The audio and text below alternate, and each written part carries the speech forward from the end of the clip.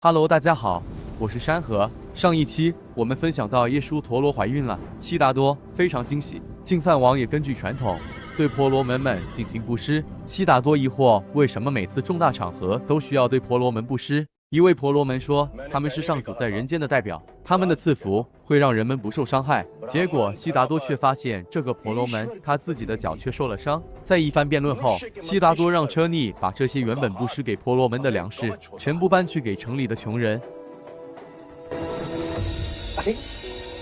ये आपके पैरों को क्या हुआ बे? प्रातःकाल घर से चला था, मार्ग में ठोकर लग गई। प्रत्येक मनुष्य को अपने कर्मों के अनुसार फल भुगतना पड़ता है।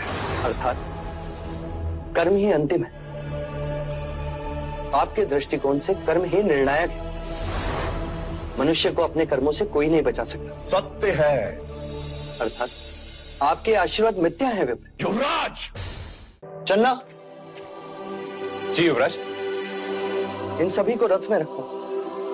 इस दान का वितरण हम स्वयं करेंगे। क्षमाचार्य।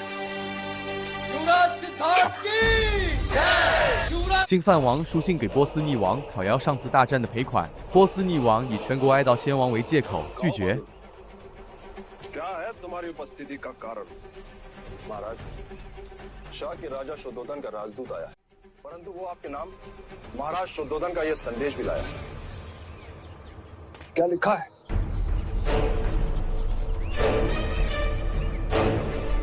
कौशल नरेश महाराज प्रसन्नजीत, युद्ध में आपकी पराजय के बाद हमारे और आपके बीच जो संधि हुई थी, उसके परिणाम स्वरूप आपने समग्र युद्ध खर्च देने का उत्तरदायित्व स्वीकार किया था,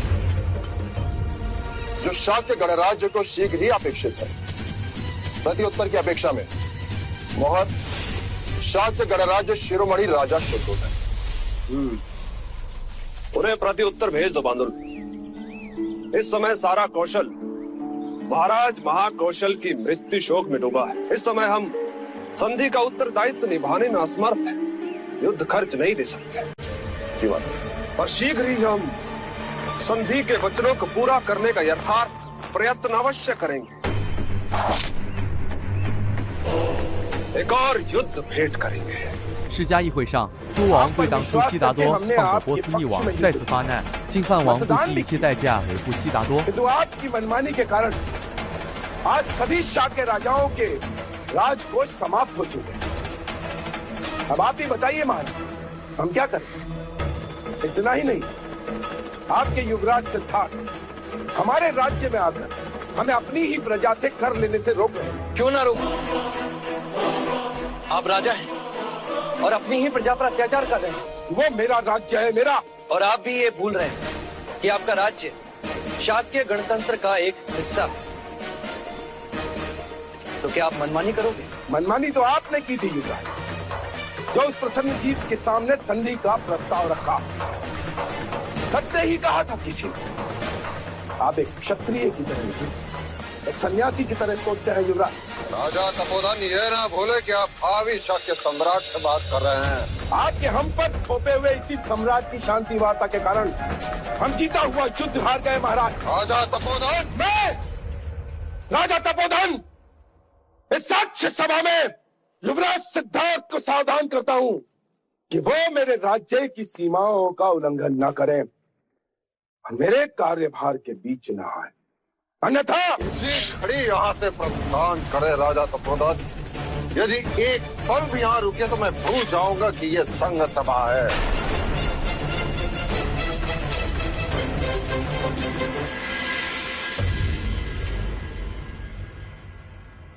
मैं अपने इस अपमान को कभी नहीं भूलूंगा महाराज।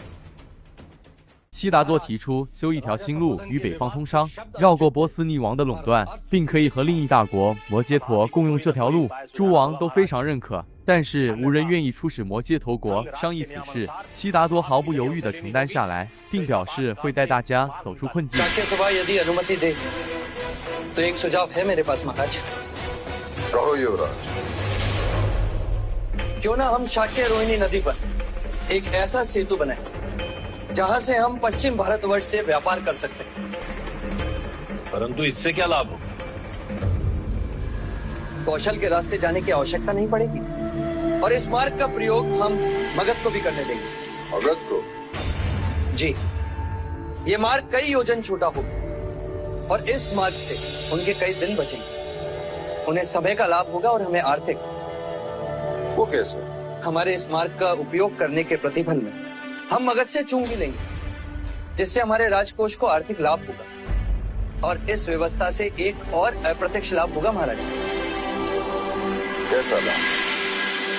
प्रसन्नजीत के संभावित आक्रमण से हमें मुक्ति मिलेगी और मगध नरेश राजा बिंबिसार हमारे साथ होंगे, जो कि प्रसन्नजीत के बहनोई, तो प्रसन्नजीत उनके विरुद्ध कभी नहीं जाएगा।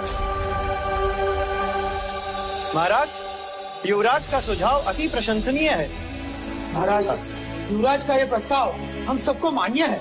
परंतु प्रश्न ये है कि इस नए मार्ग का प्रस्ताव लेकर मगध नरेश बिंबिसार से मंत्रणा करने जाएगा कौन?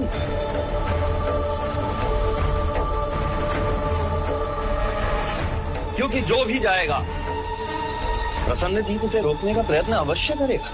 पर प्रसन्नजीत को कैसे पता चलेगा कि हमारी मंत्रणा का उद्देश्य क्या है? क्योंकि सुना है कि प्रसन्नजीत के गुप्तचर हमारे राज्य में है।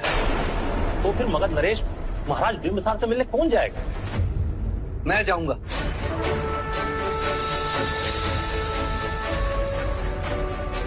मेरे कारण ही आप सब इस संकट में फंसे। अब मैं ही आप सबको इस परिस्थिति से पार उतारूंगा, और वो भी बिना युद्ध के।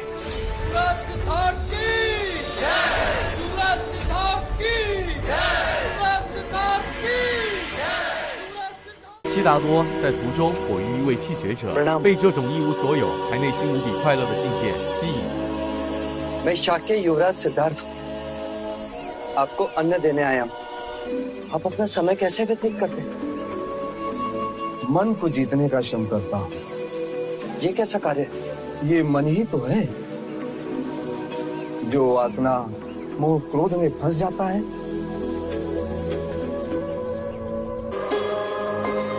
मैंने धनी देखे, दरिद्र देखे, सत्ता में अंध क्षत्रिय देखे, ज्ञानी ब्राह्मण देखे, पर ये कैसा जीवन जो कुछ ना होते हुए भी इतना सुखी।本集到这里就结束了，下集更精彩。